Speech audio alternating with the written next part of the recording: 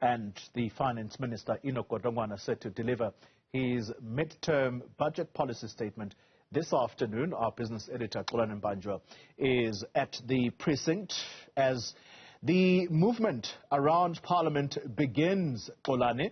Let's talk about expectations from political parties. What do they expect the Finance Minister to announce this afternoon? Well, good morning, Xoli. If you look across the opposition benches in Parliament, you will expect nothing from them in terms of their expectations, because they are just saying that there is nothing good they're expecting this afternoon as far as the midterm budget is concerned. And of course, the economic outlook for the country has changed drastically since the midterm budget policy statement last year, and we've seen state-owned entities struggling, still coming to the National Treasury with cap in hand to ask for bailouts, and there are many of these SOEs, including your Land Bank, including your SAA, with their new reconfiguration, and many others that still need money, including the post office. It's not just social grants or the grants system that requires funding, but state-owned entities. But I'm not alone. I am with the leaders of the political parties from the DA and the IFP. But I'll start with the DA spokesperson on finance, Dr. Dion George. Dr. George, thank you very much for your time. We saw the other day and heard what the DA is saying with regards to your alternative budget. What are you expecting this afternoon? Well, we do have great expectations of the Minister today, because what we want to know is what is the Minister and the ANC government going to do about the cost of living crisis, when 81% of South African households are skipping a meal every day, and the cost of everything is getting so much more expensive. It's becoming so difficult to live in South Africa today. So we've put various proposals together, and in the immediate run, what's very easily doable is that the tax and the levies on fuel can be slashed, so make petrol less expensive, transport less expensive, bring down the price of food, and also we can expand the zero VAT rated basket of food in the immediate term.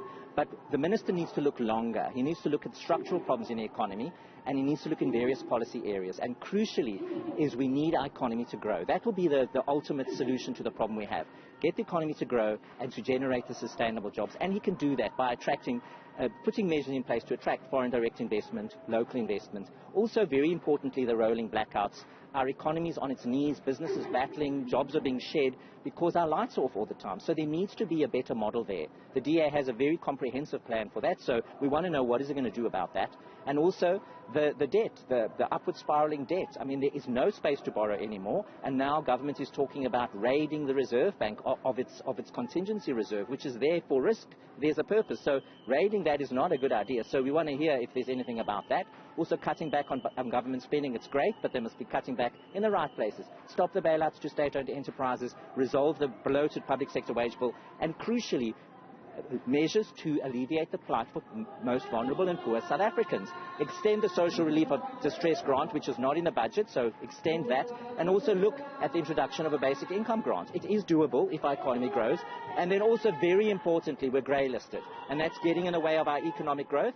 So government says it's made progress. We want to hear, well, what is that progress? We need to put at least 1.8 billion rand extra on the National Prosecuting Authority, bolster them so they can fight financial criminals, because that needs to happen. So those are the 5 areas that we're going to be looking at today, and we have great expectations because the Minister must demonstrate, and the ANC government must demonstrate to the people of South Africa that they care. They've done nothing because they do not care about the suffering of average South Africans. So the question is, what does this alternative actually mean to the person in the street who is battling to feed their family? That's the crucial thing. So where is that in the story? And we really want to hear answers from the Minister now, because we've run out of time and the people have run out of patience. Dr. George, briefly, your thoughts as the DA as far as the speculation on the increase in value-added tax by 1% or 2%. What are your thoughts on that? We will absolutely not support that. There is absolutely no space for South Africans to have to pay more for everything. There is no need to have that if government was managing our economy properly. There is very little space, but it was created by government. The DA does not support that, and we had in our alternative budget, you can actually craft a completely different model and work it very well without adding extra tax. No ways will we support that, and the average South African certainly cannot afford that. No ways. Dr. George, thank you very much for your time. That is Dr. Dion George, the DA's spokesperson on finance. They will not support any increases in VAT or any other tax that might be contemplated. Of course, such changes can't be implemented during the MTBPS, but they can be communicated and only implemented in the February budget. Up next is the Deputy President of the IFP, Inkosi Mzamo Buthelezi. Inkosi Buthelezi, thank you very much for your time this morning. Your expectations as far as the midterm budget 2023 is concerned? I think as the IFP, we share the same feeling as the majority of people of this country. I just asked them the same question as to what do they expect today. They just told me that they don't expect anything from the minister. This is just one of those tick box exercise. It doesn't matter what the minister says. It doesn't matter how much he tries to manage the balancing act, but nothing is going to be affected.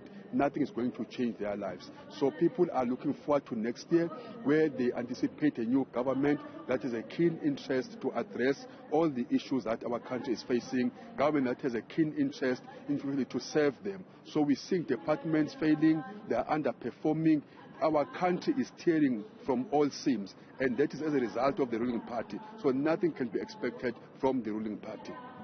What do you make of this talk that government or the National Treasury might look into raiding or taking part of that 450 billion rand that is in the foreign exchange reserves in the South African Reserve Bank?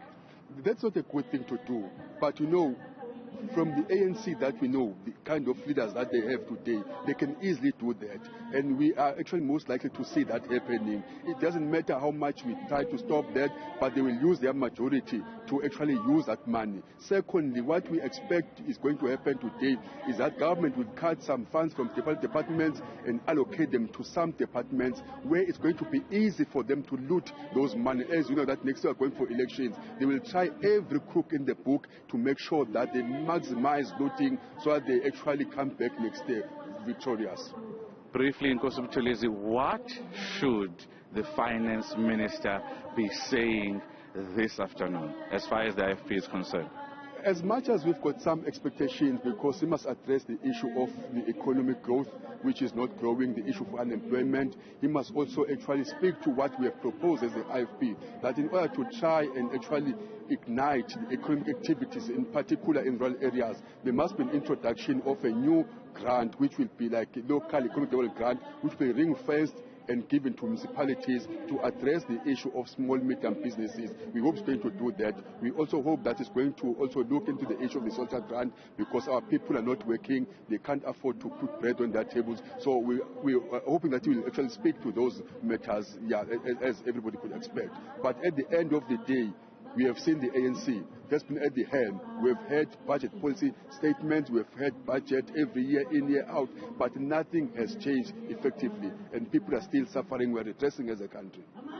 Inkosi Buthelezi, thank you very much for your time. Inkosi Mzamo Buthelezi, the Deputy President of the IFP, there saying clearly they do not have any faith in Finance Minister Inkosi Mbanjwa's midterm budget this afternoon, as they believe that the plan that they have for the government and the state is not the one that's going to get a lot of people into jobs and out of poverty. Back to you, Oli, in studio.